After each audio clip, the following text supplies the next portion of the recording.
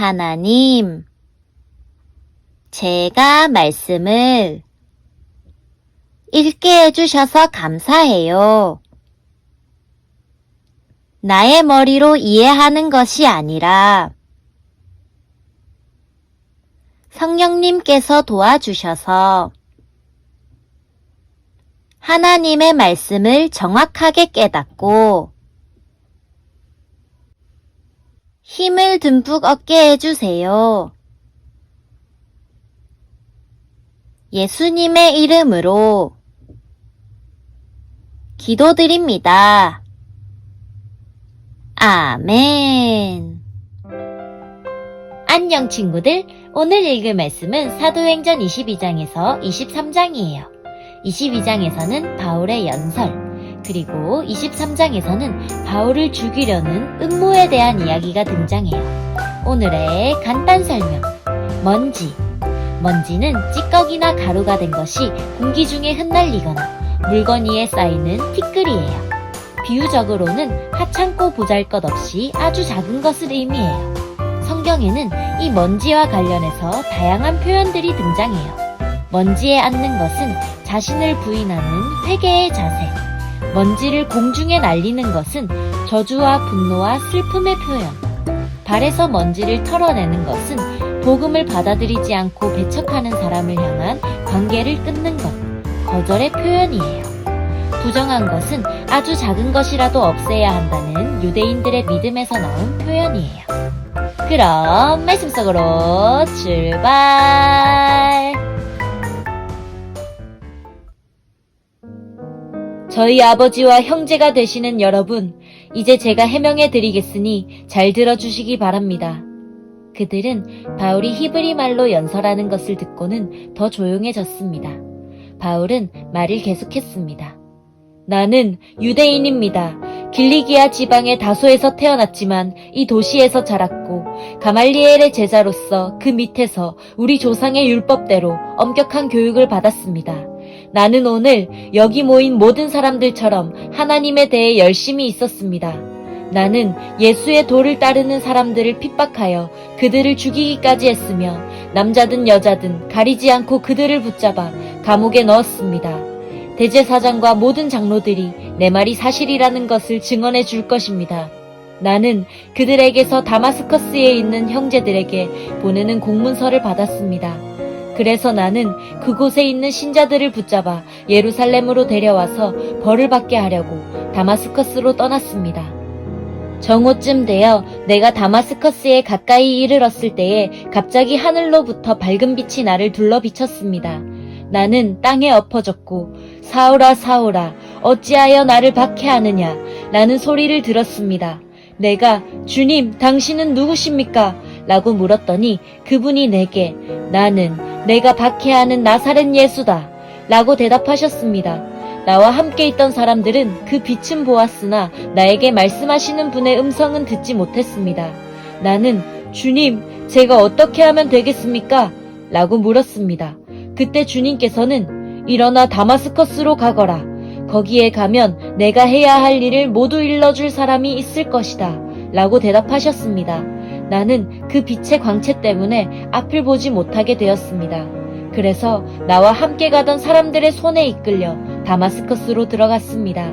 다마스커스에 아나니아라는 사람이 있었습니다. 아나니아는 모세의 율법을 따라 사는 경건한 사람이었으며 그곳에 사는 유대인들에게 존경을 받는 사람이었습니다. 아나니아가 나를 찾아와 내 곁에 서서 사울 형제 눈을 뜨시오 하고 내게 말했습니다. 그 순간 나는 눈을 떠 그를 보았습니다. 그때 아나니아가 말했습니다. 우리 조상의 하나님께서 오래전에 당신을 택하셔서 그분의 뜻을 알게 하셨고 그 이로우신 분을 보게 하시며 그분의 입에서 나오는 말씀을 듣게 하셨습니다.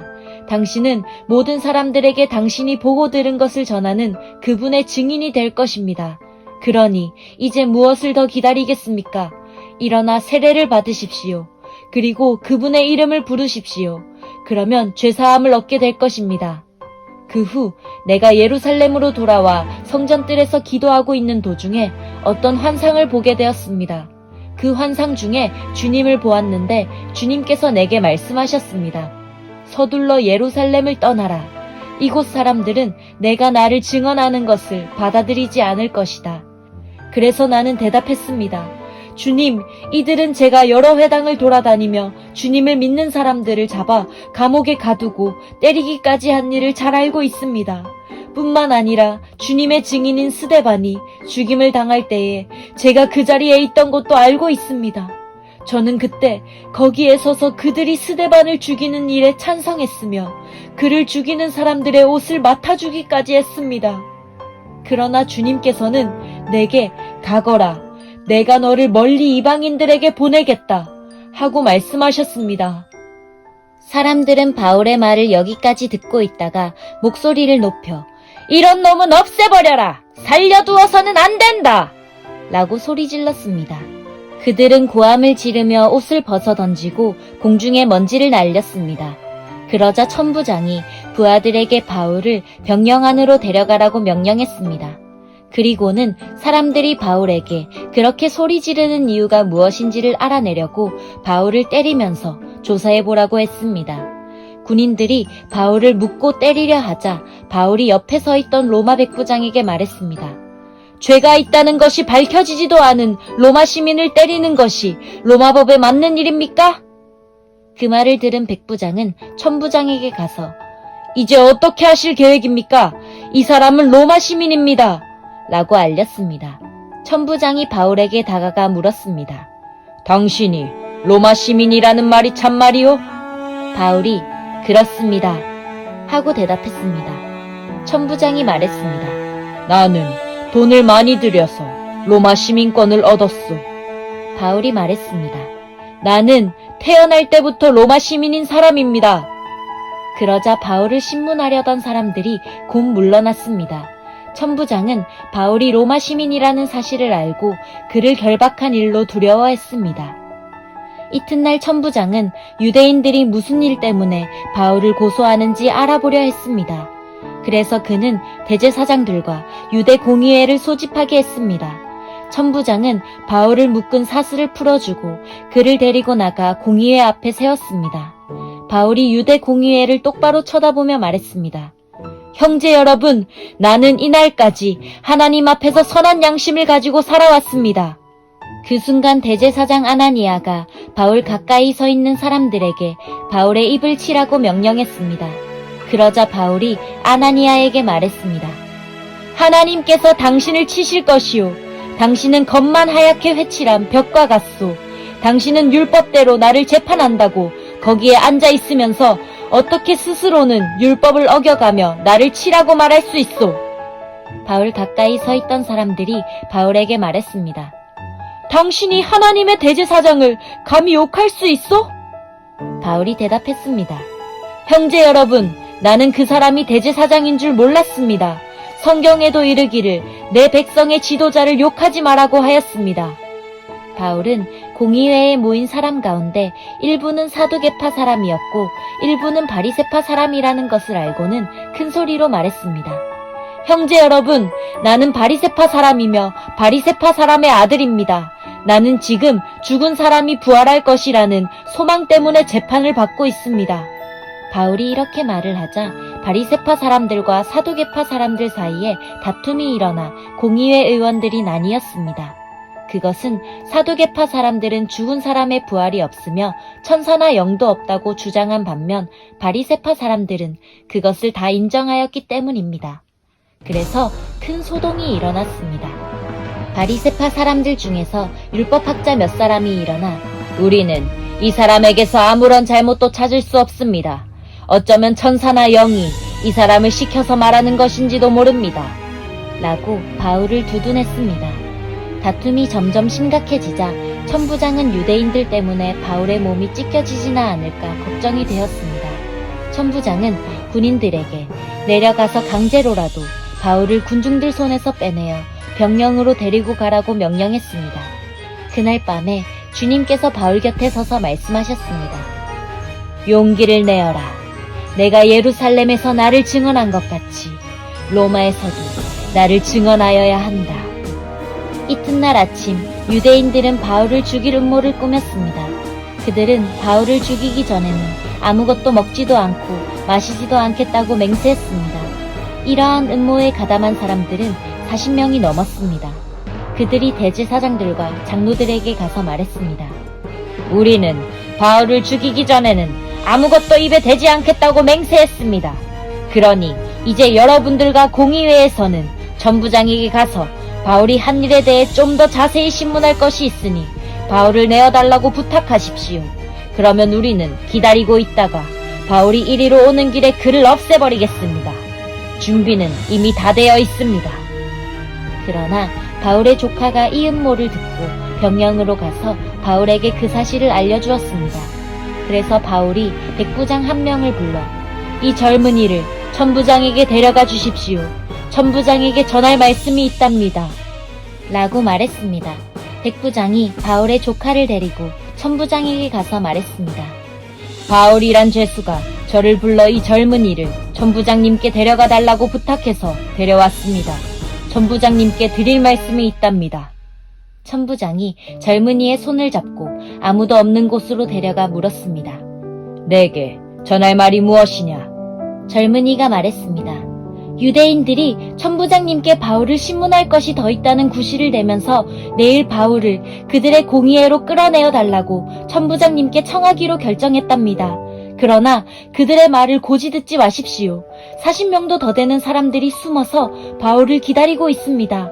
그들은 바울을 죽이기 전에는 아무것도 먹지도 않고 마시지도 않겠다고 맹세까지 하였습니다. 그들은 지금 준비를 다 해놓고 천부장님의 승낙만 기다리고 있습니다. 천부장이 젊은이를 돌려보내면서 내가 이 내용을 내게 알렸다고 아무에게도 말하지 마라 하고 단단히 주의를 주었습니다. 천부장이 백부장 2명을 불러 다음과 같이 명령했습니다.